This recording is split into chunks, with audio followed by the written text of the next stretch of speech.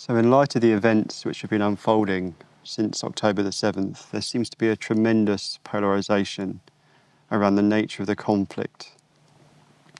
If from a spiritual perspective everything is one, how can we reconcile this with the state of the world? How can those two things coexist?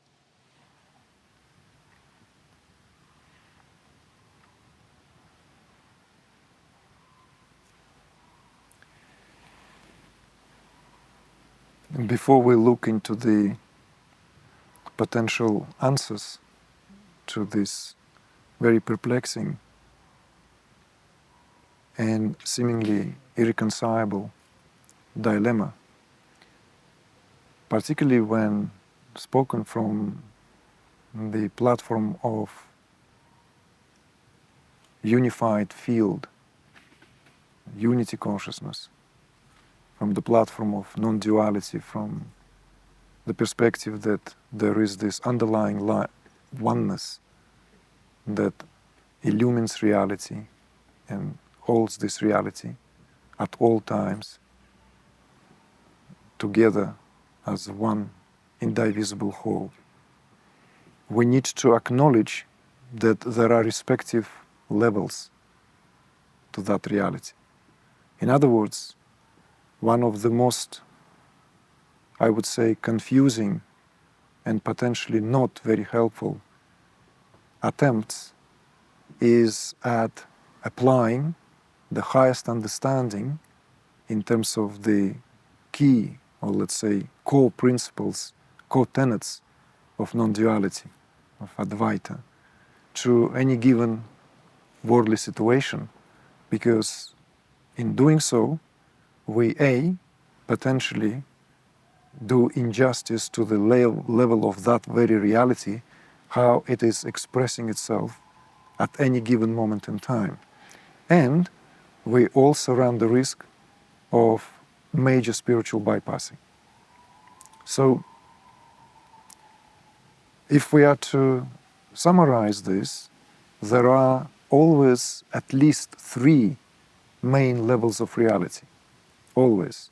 The ultimate level, the level where everything is unperturbed, always perfect, where equanimity is the very nature and the very, very way of how we speak about it, where there is nothing that can be spoken in terms of conflicting tendencies because there aren't any tendencies. It's one homogeneous mass of consciousness. At that level, of course, there is no conflict. At that level, there is no dilemma. And this indeed is the ultimate level of what is taking place at all times. So therefore, we look, as it were, how this, in terms of the evolutionary unfoldment, awareness expresses itself through the myriad of forms and phenomena, where we find ourselves in situations where conflicts, as the one you're referring to right now, and many other similar conflicts that the world is ridden with right now, become a playground of various energies that are extremely polarizing, disturbing, agitating, and robbing us of the sense of that equanimity. So the next level, that second level of reality, we could say, is the psychic reality.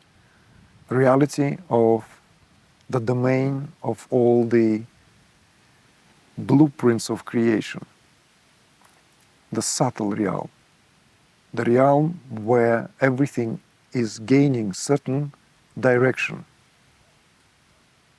It still shares a lot with the ultimate level of how awareness manifests itself. But in addition to that, it has a certain impulse towards manifestation which, in order for it to take form, it needs to begin to limit itself there and then. It needs to begin to limit itself to its omniscient, omnipotent, beyond causation, beyond time and space aspects.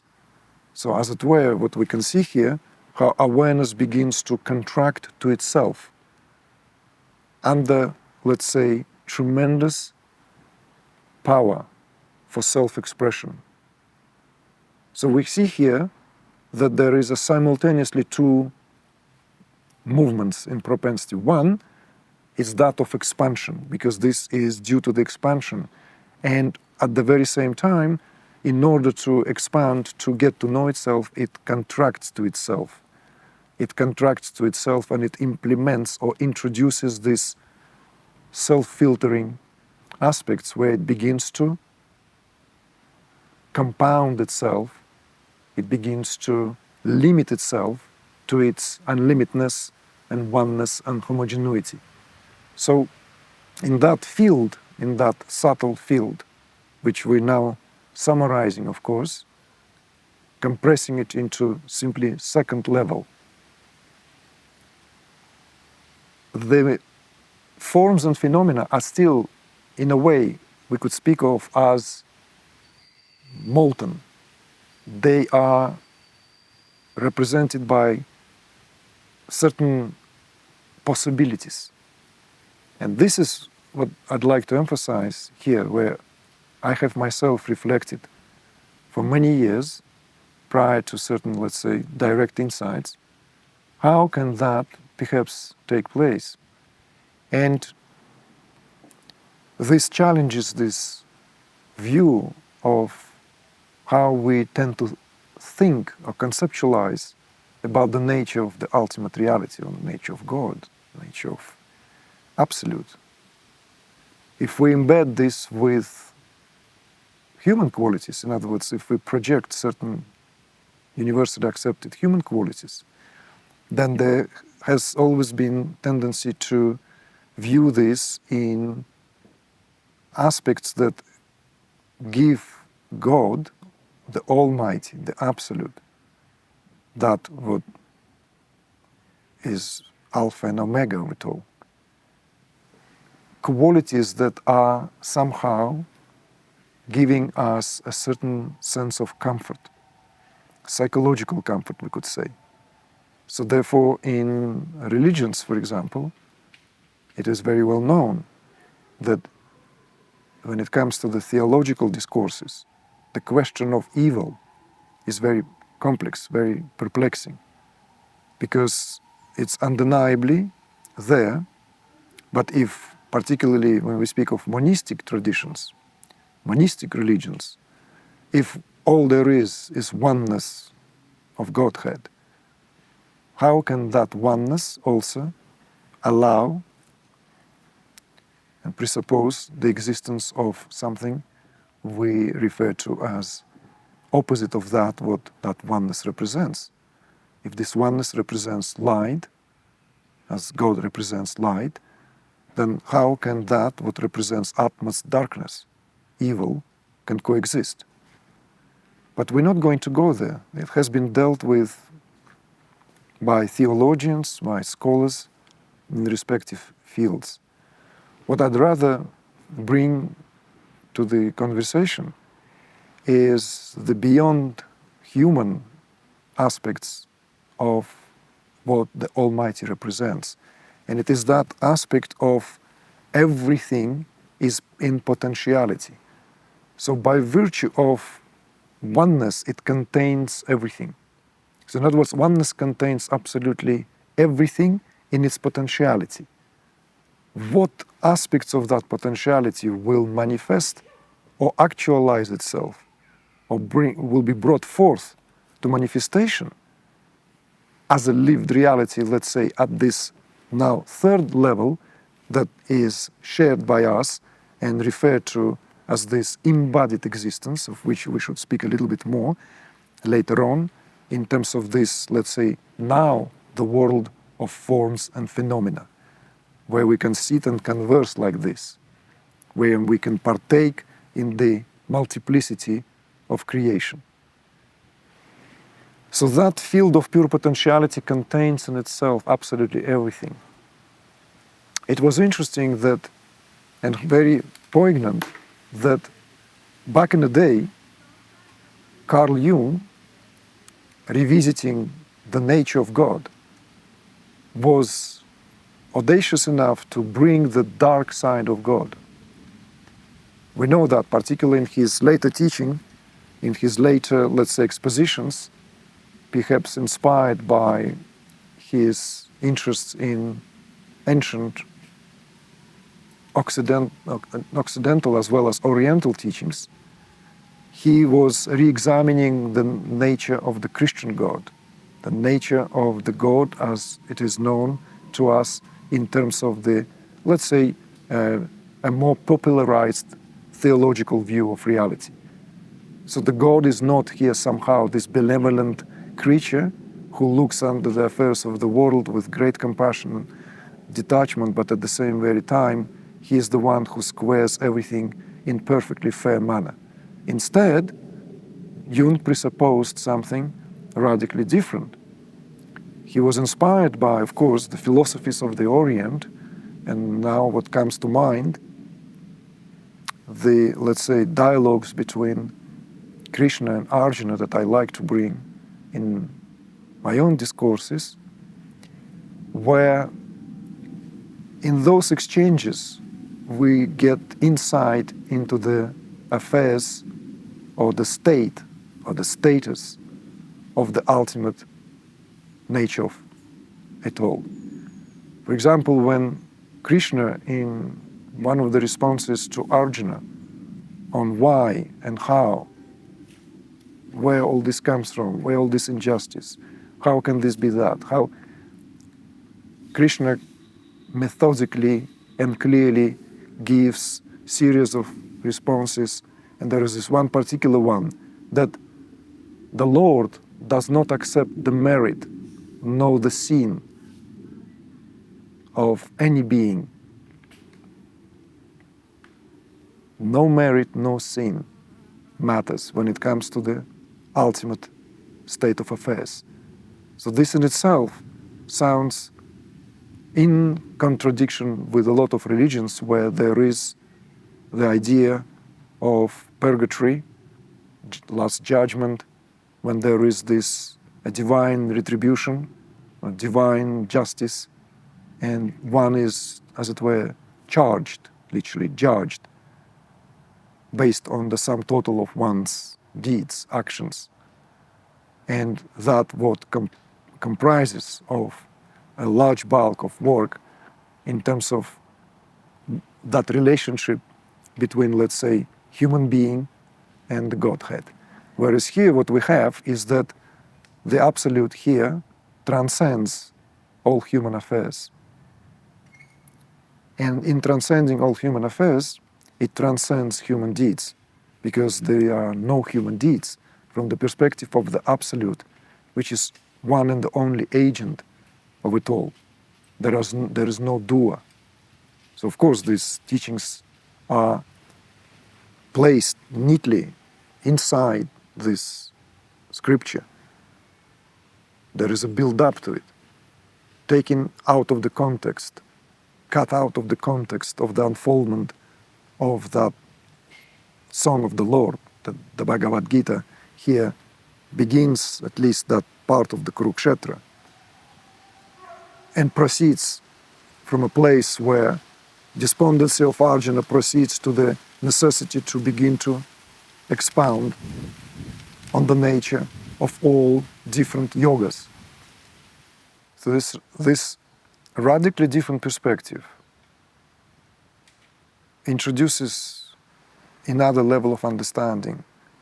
And that's what Jung highlights here, that the nature of Absolute contains it all. And if we are the expression of that Absolute, and if we are indeed awareness in disguise of this human guise, in human form, which all perennial traditions point one way or another, then that would amount for extraordinary realizations and revelations which at once are bewildering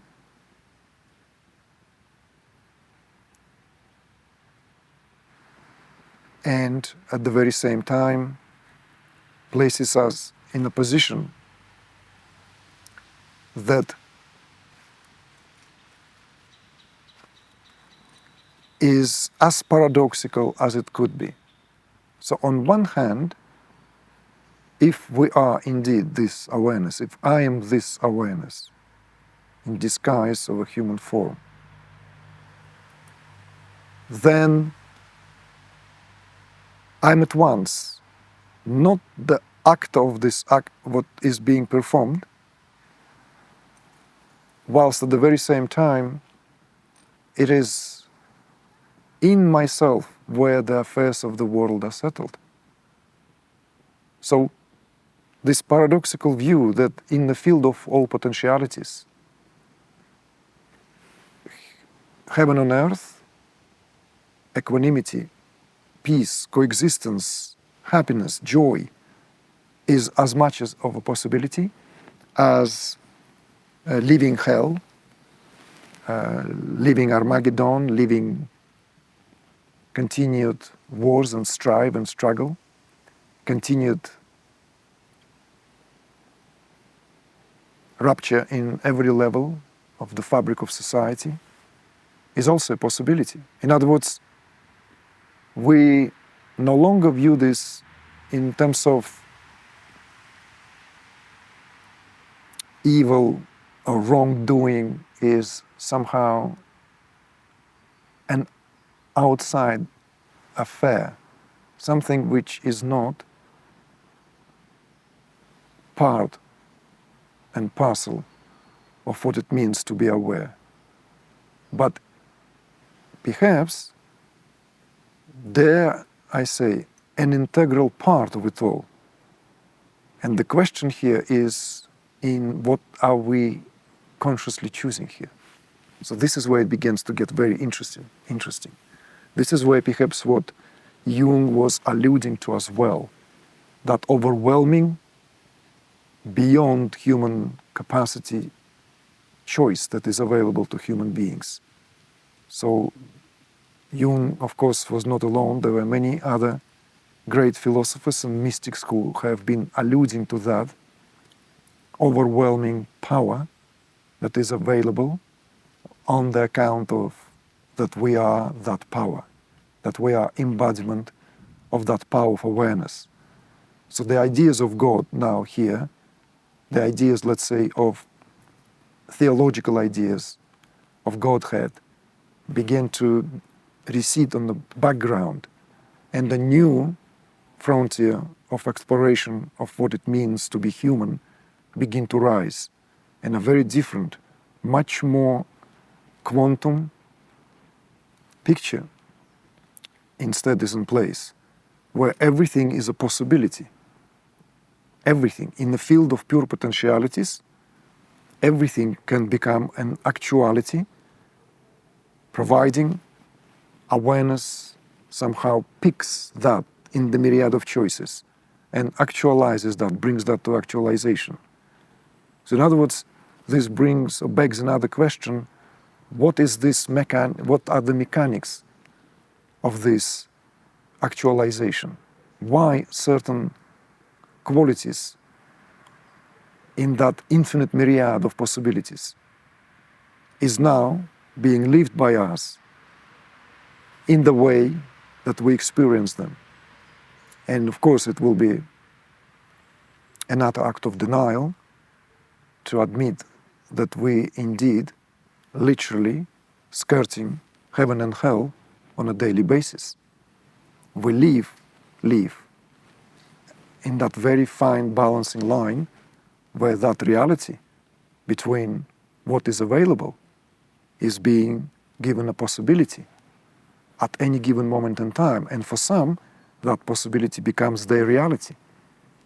For others, it is maybe somehow avoided, skirted just by an inch. So this is what I feel before we really delve and discuss this, is that beyond human concept, nature of ultimate reality contains it all. And it contains also all that what from the human perspective, we speak of as inhumane. And we can immediately see that how that what is considered inhumane in the eyes of some, considered to be perfectly okay in the eyes of others. We can see how the same principles, the same mechanics are at work, how everything can be justified just via ideological conviction that what one does has nothing to do with wrongdoing, because one does that out of the conviction of the particular held system of belief. We have seen that throughout the history. We have seen how history repeats itself. We can see how ideology frees us from any shame, guilt, or sense of wrongdoing, because we are suddenly equipped with the greater perspective.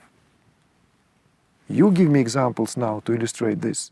I don't need to speak about them out loud, because we all know, I trust by now, have learned enough that history is full of these nightmares from which we are trying to awake. And this nightmare continues as we speak, literally. So what has happened on October 7th did not happen on October 7th. The event that unfolded on October 7th did not even begin 75 or 80 years ago, as perhaps would be politically correct to speak. These events did not originate at a particular place, let's say of the Balfour Agreement, or the movement of the Zionist elements and driven by a certain ideological perspective group of people from Europe to the Middle East, territory known as Palestine, and the creation of the State of Israel. The events did not begin then.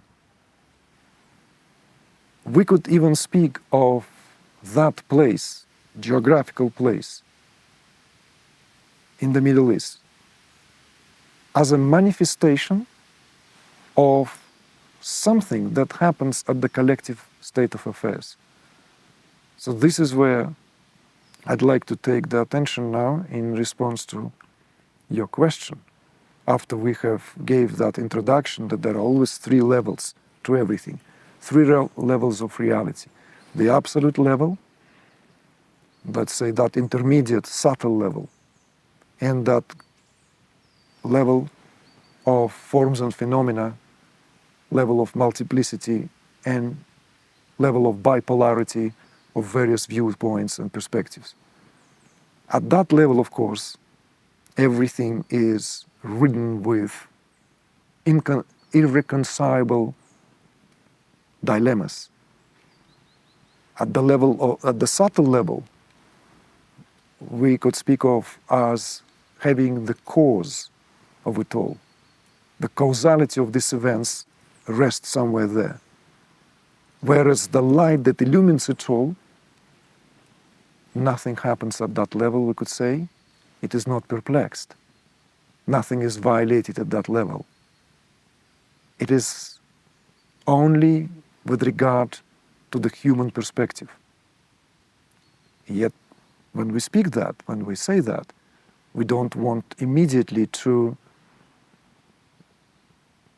jump with ready-made conclusions that, well, human perspective is irrelevant, human perspective is erroneous, human perspective is ignorance, human perspective is an appearance, depending on what ideological, philosophical, or spiritual perspective we may want to apply to any given situation. As laudable as it is to draw the inspiration and aspirations from the highest, it's very important to understand what is this level of affairs that we are now dealing with at, in itself an expression of, and how this can be remedied. So this is why that next maybe way of speaking about it, like next, let's say, area to unfold, is the root cause of conflicts per se. The root cause of conflicts. Why there is a possibility of a conflict such as, let's say, conflict in the Middle East, or any similar conflicts, because that's not the only conflict on the planet. It's an ongoing conflict. It draws a lot of attention right now for reasons that are all too obvious to talk. But there are many, many other conflicts, similar, if not exactly the same, unfold as we speak. So the perspective here that these conflicts themselves are results of accumulation of certain energies which could be spoken of in terms of as unprocessed information. Unprocessed. Everything is information. Just like food we eat is information for the digestive juices and the digestive fire to deal with, to process it. Everything is information. An article read, a movie watched, a scene beheld, a conversation held, is all information to be processed. Experience held, experience undertaken, all informs us. Informs us. It impresses and leaves a certain form for a certain duration. If that experience has the chance to be fully integrated into the fabric of our awareness, then it remains that. An impression in awareness, which awareness received back onto itself. And it's as if drawing lines on the water with a stick. They seem to be there at the duration of that event, but it does not disturb the quality of water at the very least. Nothing can be said affecting that, no matter how rippling that looked a moment ago. But we know that's not the case.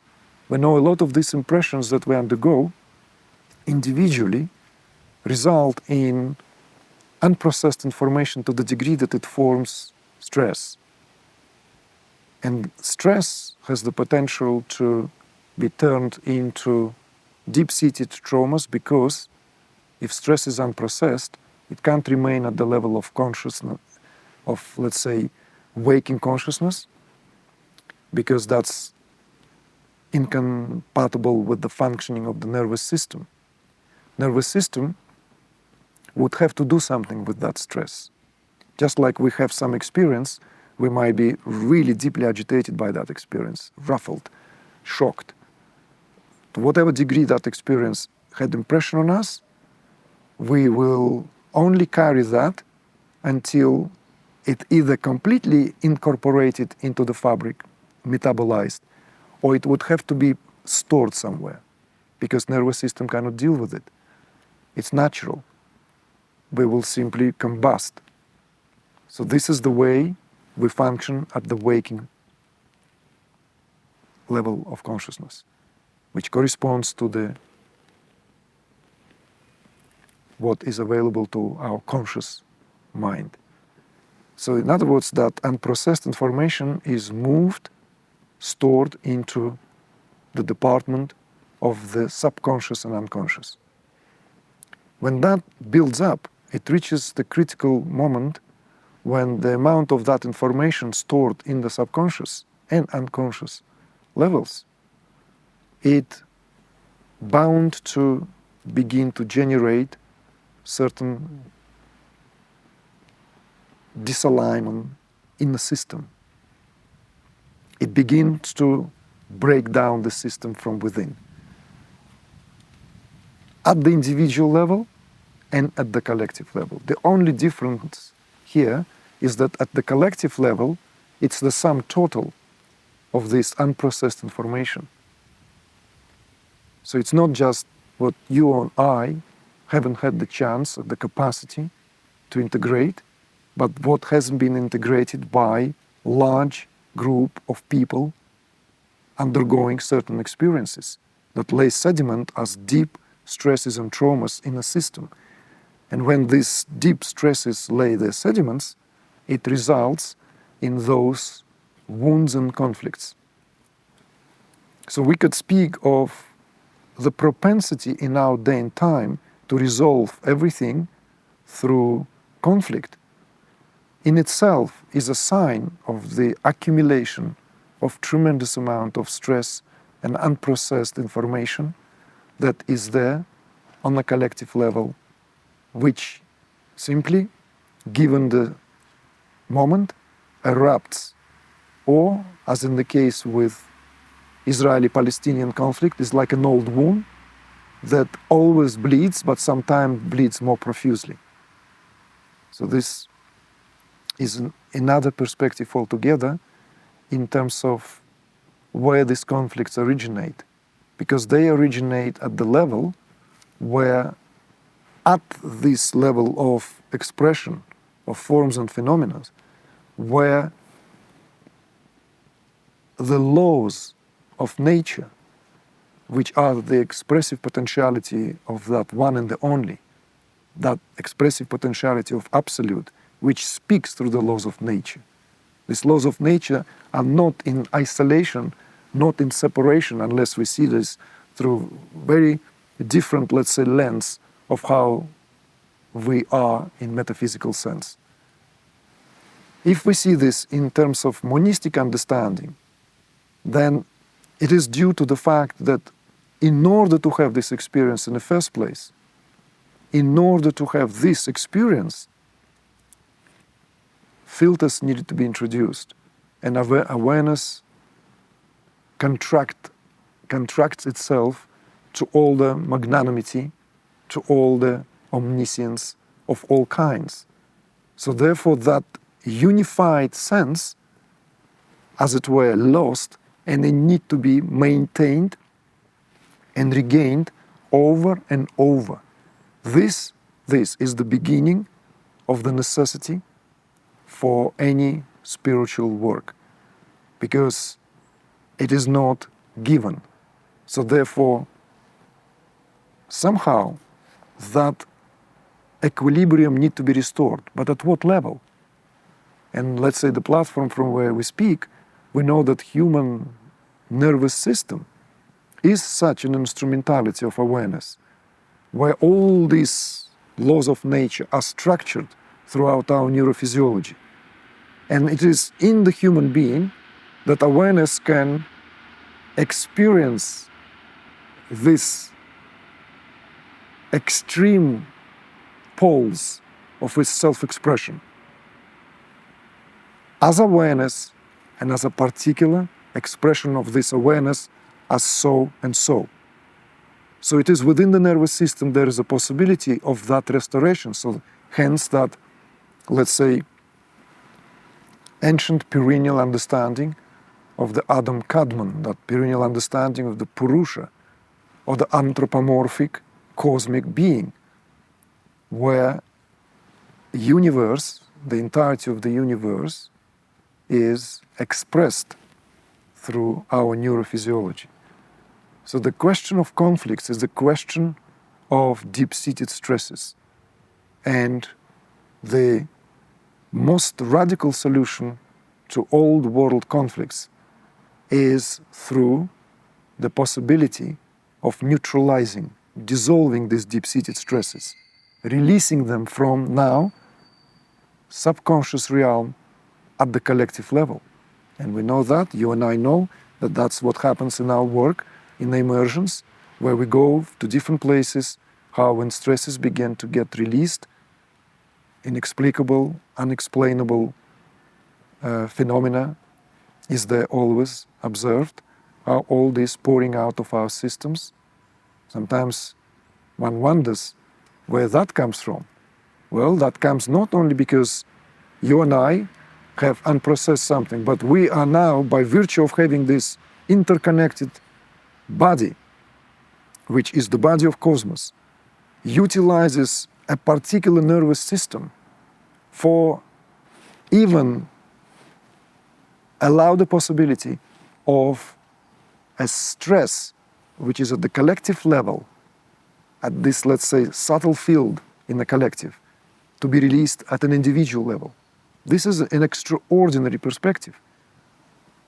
It's almost as that, let's say, in areas where there are a lot of storms, electromagnetic storms resulting in lightnings, it's like the lightning pole which earths that tremendous charge of energy and allows it to be discharged into the earth so as not to cause too much destruction.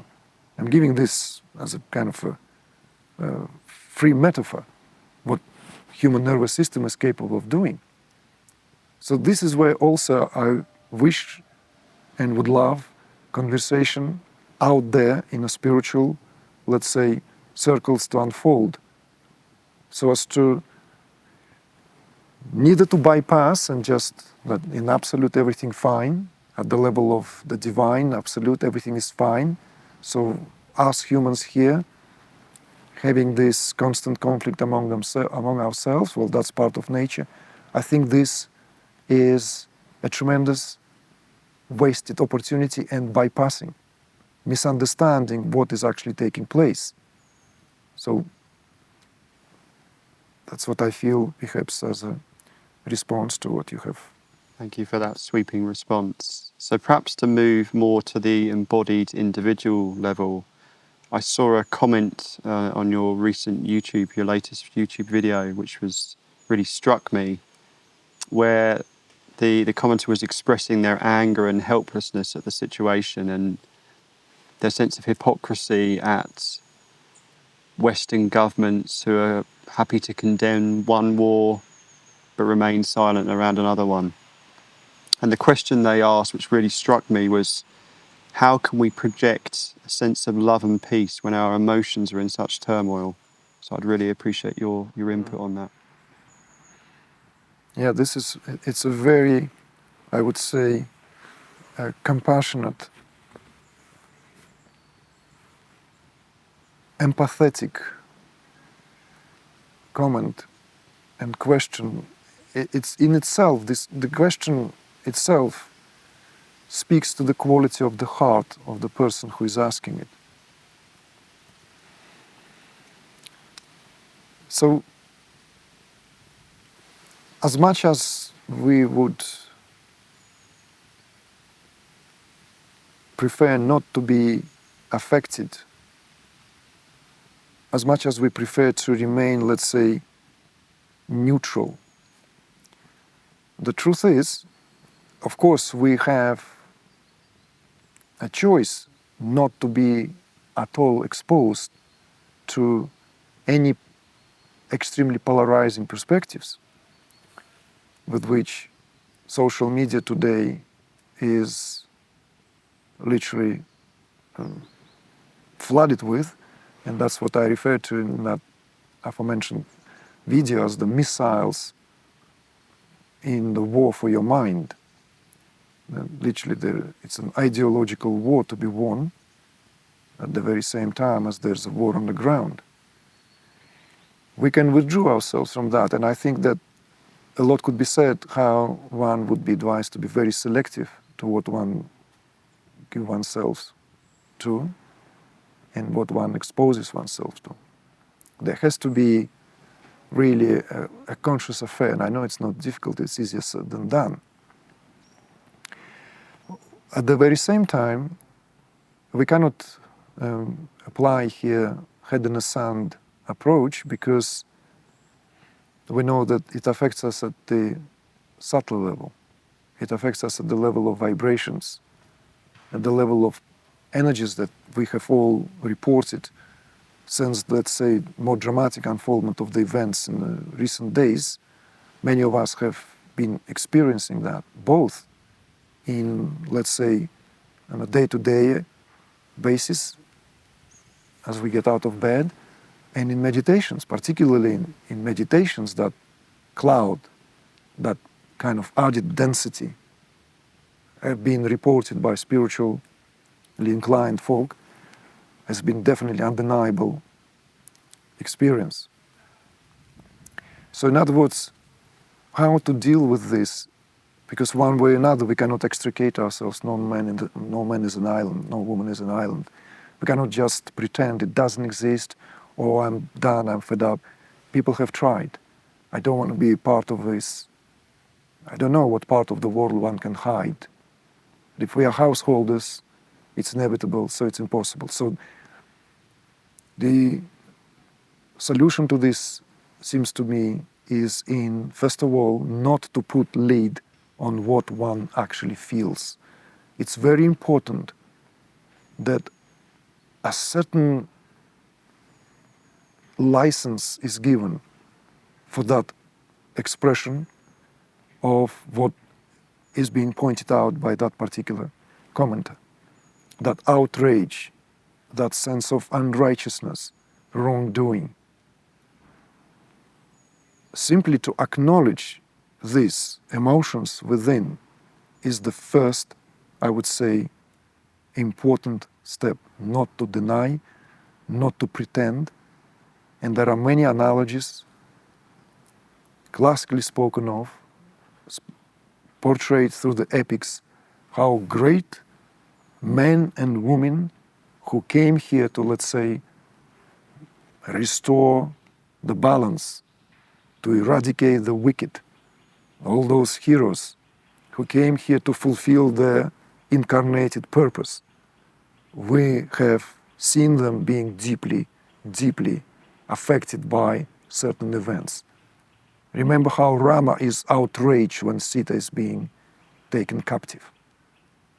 We know also at the other time Rama's rage at the ocean, that he cannot cross to Lanka, which causes Lakshman to interfere, because the wrath that Rama is displaying is set to incinerate and boil the water in the sea. He is, after all, incarnation of Rama.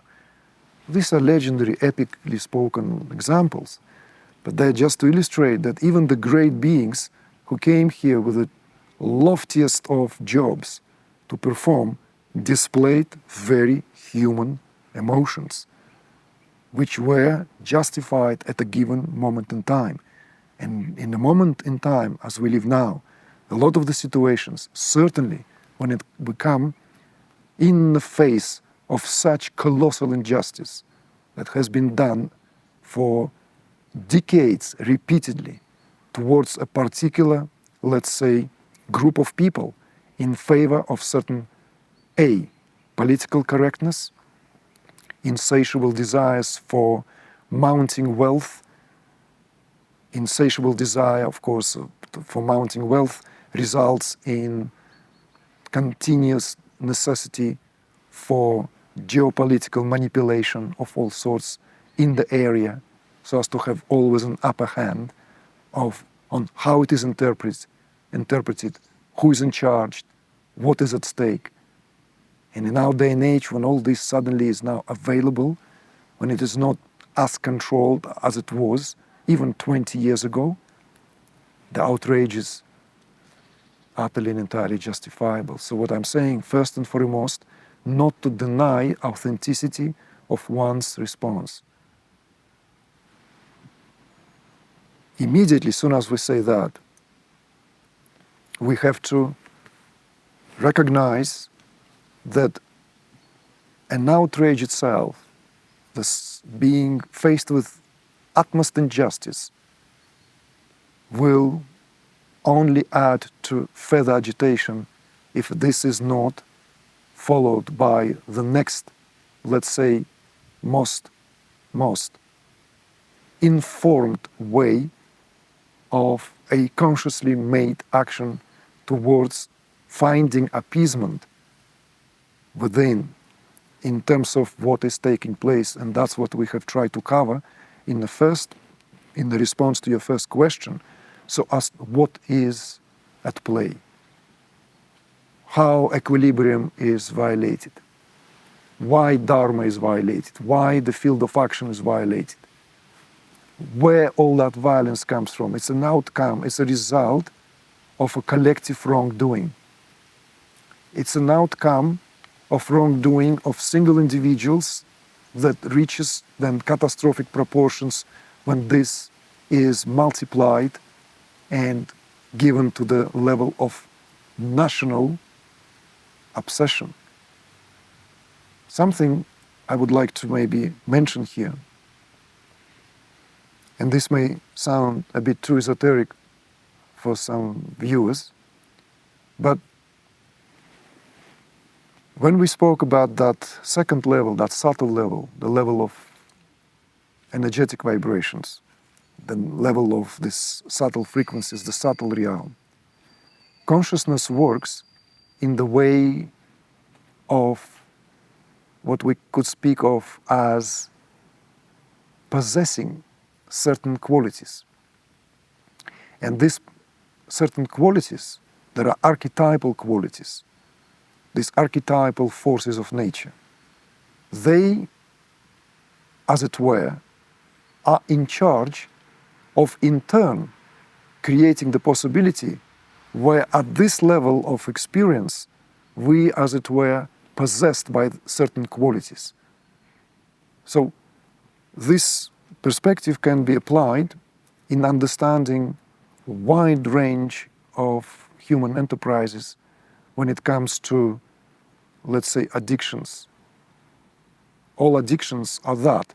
Yes, we can speak about it from the point of view of neurophysiology, like all drug addictions can be traced to certain release of certain opioids, certain hormonal juices that create immediate dependency in a system, because if that system is deprived of, let's say, inner secretional activation where one is connected to the sense of well-being, right? That if one doesn't drink, as it were, the juices of one's own immortality, which are there released by the highest glands, then one is always at the mercy of some other juices. One would have to go out to find something which would serve as a supplement. But I'm not going to go there just yet, although this is very valid also point of discussion. I'm just mentioning this immediately in the same breath. But these qualities in themselves are the qualities of consciousness, qualities of awareness that have this capacity. In a way, it's their way. It's how they express themselves.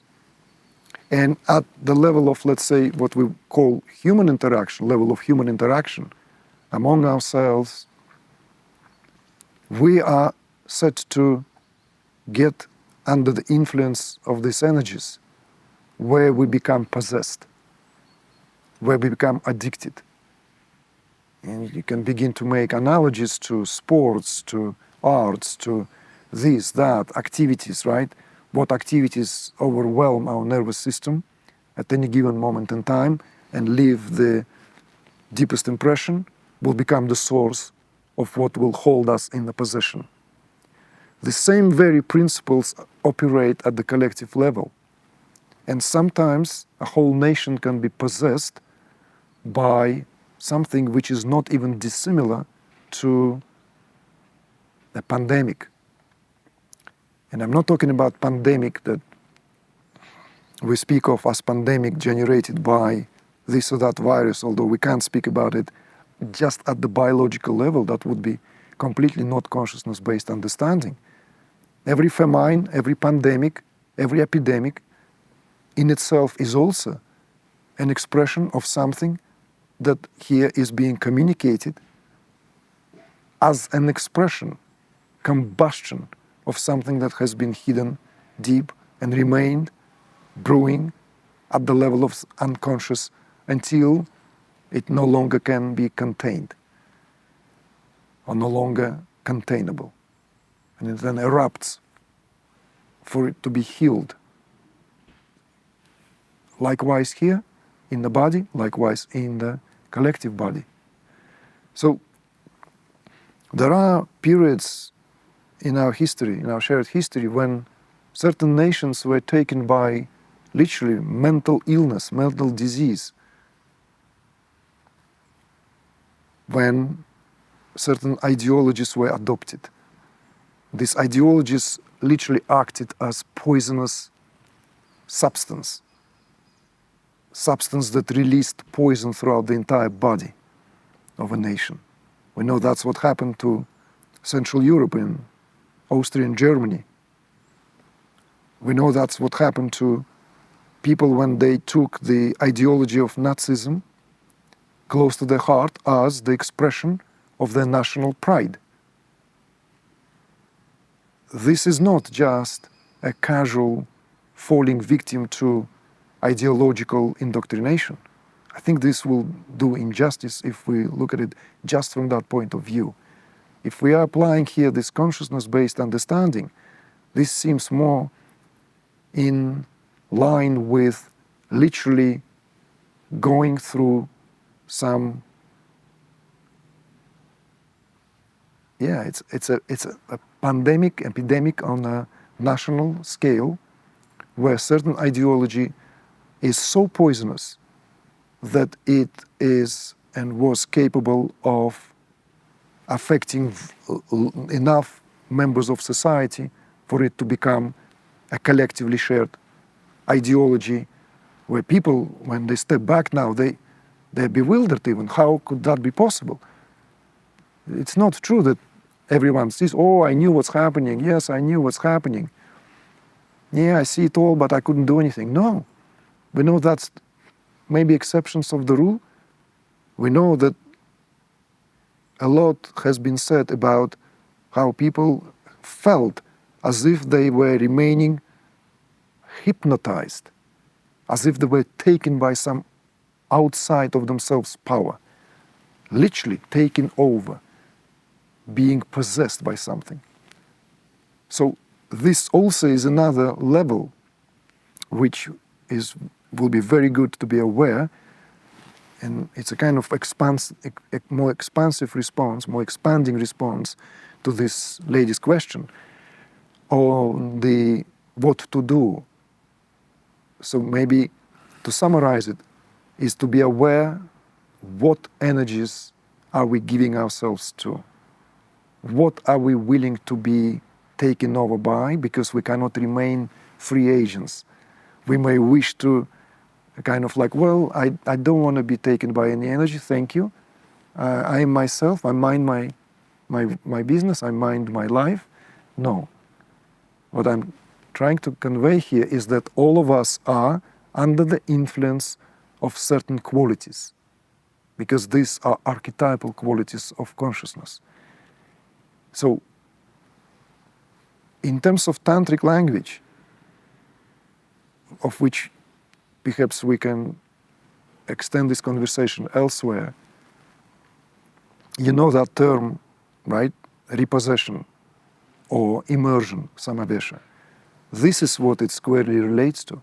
We need to decide consciously where we would like to give our consciousness. Or rather, our individual consciousness is being, in this case, more consciously offered into that what then takes us over anyway. So this is my, let's say, suggestion to not just to this particular response, but in grander scheme of things, that we have to be always aware how there are these energies, how they are these possessive qualities of awareness that can become the great source of what would feel as an influence outside of ourselves before it's too late. Before it's too late, we've already been converted. There's a lot of fears about spiritual cults, about spiritual organizations that convert and indoctrinate people. But we know very well that indoctrination is being going on over and over. We don't know when it began. We are constantly being subjected to a very calibrated attempts at having someone deciding what we are, how we are, what we ought to do with our lives. You see? What we ought to give our attention, life force. So, cult can be a small group of people, and then it will be called cult, and we can outcast that, and it's very easy. It can be a website, beware, as they are inevitably, and they can be well-organized cult. A well-organized cult. For example, who is to say that Zionism, in its essence, a well-organized cult? Who am I to say this? Who am I not to say this? Who is to say that the ideology of the engineers of Nazi Germany were not a cult? We know that they were all great occultists, very, very interested in all things spiritual. So what to do when faced with these moments of despair in the face of injustice?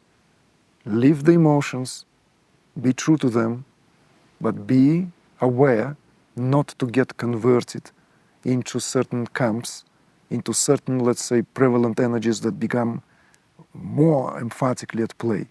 Remain true to the essence of your dearly held aspirations. And that's the only guiding light, because, well, from our limited perspective, we can only delegate all this to the ultimate whilst doing our part. But there's no easy solution to, because as you have realized, that particular clip has been largely misinterpreted. People jump on conclusions without even hearing the entire discourse. I stand with Palestinians, followed by what meant to be delivered in that discourse. The complexity, the nuances are all abandoned because people already jump on a gun at the get-going.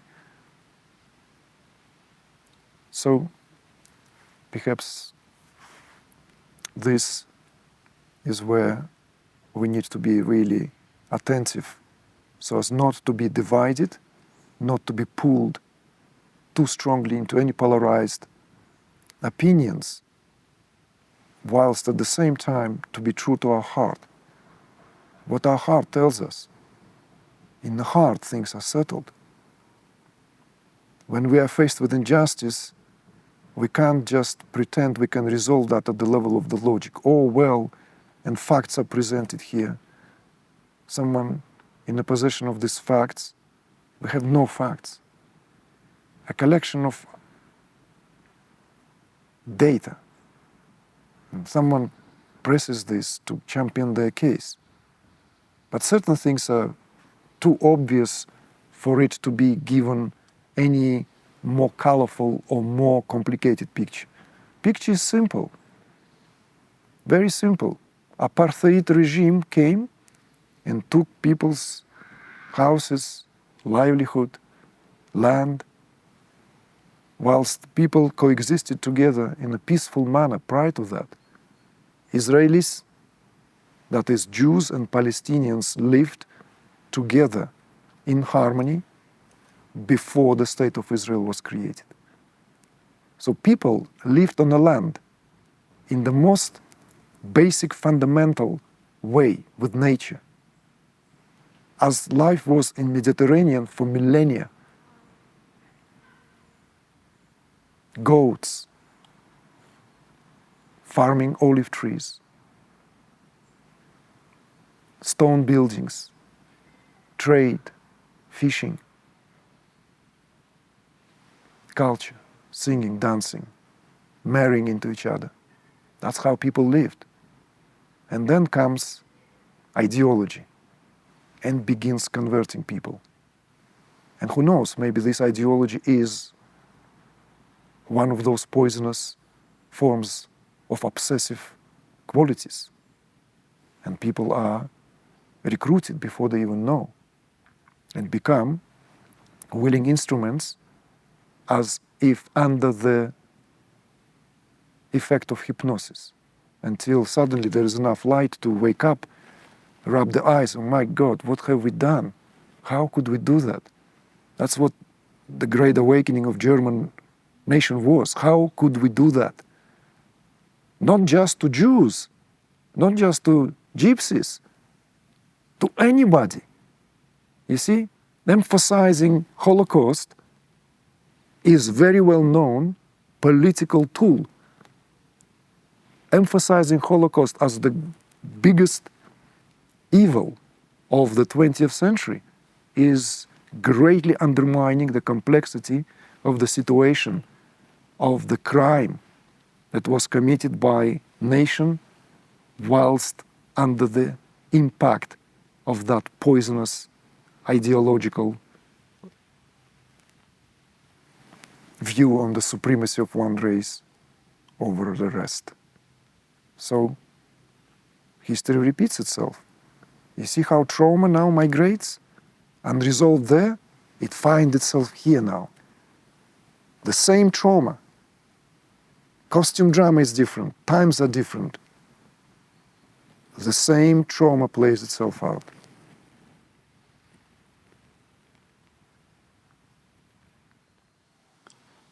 So you've spoken about trauma and about the imprints and the unprocessed information, and I wonder how meditation comes into this, the role of meditation. As we both know, there are many traditions now where it's seen as either irrelevant or just part of everyday life. Whatever you do is meditation. So I wonder what your specific perspective is on that. It's a great, great reminder to us that meditation is the greatest methodology to bring that what put limits upon itself due to constricting and contracting itself to this vintage point, to experience itself as so and so, to allow that in reverse. So this is what the essence of meditation is to go beyond all these self-imposed filters. So meditation is indispensable, and right now, perhaps more important than ever. So maybe we can tweak it a little bit here immediately. Not just any meditation, but meditation that leads to transcendence. Meditation that leads, literally, that affords direct communion with being. Meditation which affords realignment of the nervous system, freeing of the nervous system from accumulated stresses, and giving the elasticity to the nervous system to not being influenced by the stresses to the degree of its impediment, where it begins to cause suffering at an individual level, which spills and mounts into the collective level. I will keep bringing that important, let's say, reminder and analogy, because I don't want us to speak about individual outside of the collective and vice versa. So, from that point of view, meditation is now certainly a household term. Since the days of the counter, let's say, culture movement of the 60s, which coincided or perhaps propelled, we don't know, it's a speculation, by the impact of the arrival of a lot of teachings from the Orient, let's say Vedic-based from India, Buddhist Tantric from Tibet, Zen from Japan and China, mostly from Japan. Meditation has become a regular activity of most Westerners, those who recognize this for what it is and immediately experience its benefits. it is contemptible and regrettable that the non-duality as a movement which aims to bring this reconciliation of the ages of religious indoctrination into the freeing of the masses at its, let's say, basic intent, has this ambivalent, often indecisive, sometimes dismissive attitude towards meditation. As we learn to know, some teachers are quite unapologetically flamboyant in terms of meditation, really, it's not important. We always meditate. Walk on the beach, washing the dishes, swimming, running, it's all meditation. As fancy as this sounds, it's not. So this is why I wanted to maybe bring that important distinction between meditation and meditation. So those practices that leads to transcendence become now paramount to our survival. It's as simple as that. Because it is where the field opens up, where the possibility for the solutions in that field of pure potentialities are given a chance to bring actualized at the level of forms and phenomena. This is where we connect, as it were, to that field and bring that quality and into this world at the level of this phenomenal reality. More so, meditations performed, done in groups, are proven to generate the impact, the sum total of which far exceeds its parts. So it's no longer just an individual meditating. When a larger group of people begin to meditate together, the field begins to be formed. And that field has far-reaching impact. This impact has been measured. Tests and studies have been made, going back all the way back to the 70s, particularly under the auspices of the Maharishi Mahesh Yogi, when the advanced forms of meditations were launched and introduced to the world.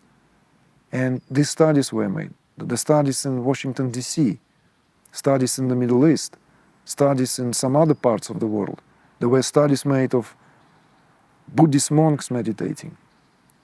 There were studies made of normal householders coming together and meditating.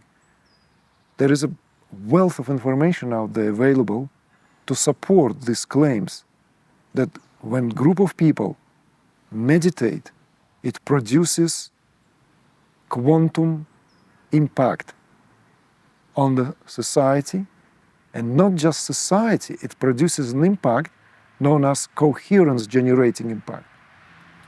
This is supported by the Meissner effect.